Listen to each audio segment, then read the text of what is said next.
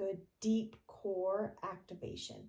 So we're going to see here, I'm just going to take a nice big inhale, thinking, breathing in through my nose, expanding. And as I exhale through my mouth,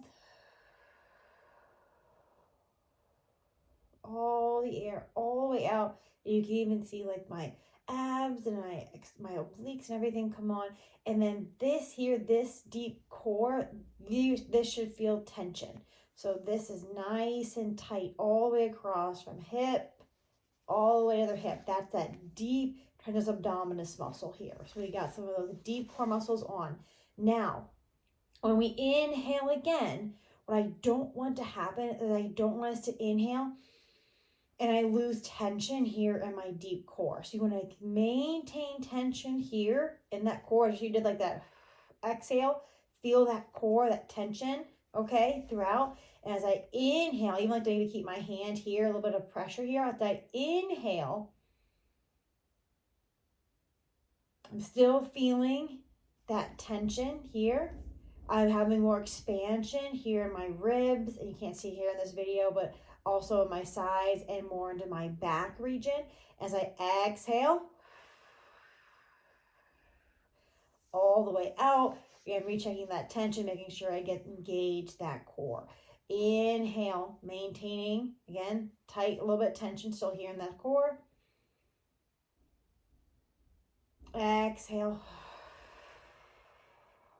Feeling tightness and almost slightly, not a big push up, but just feel like you're engaging those lower abdominals. So it shouldn't feel like when I'm exhaling, it shouldn't feel like I'm sinking down. That's not it. We don't want to think to exhale and sink our belly button down towards the floor.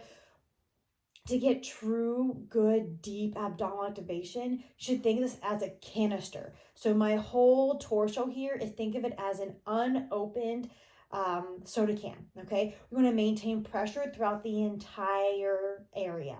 So when we're getting that inhale and exhale, you don't want to be deflating it all the way in. You want to think to maintain that pressure, feeling that tightness here. And even if you can, I like to take my hands and I have my fingers here and my thumb is kind of wrapping around, like kind of like back leg of my back, like my kidney area would be. And I should be feeling tension in my fingers and in my thumb. That's showing you're getting that good wraparound activation. This is such a good activity to practice to see how you can manage pressure.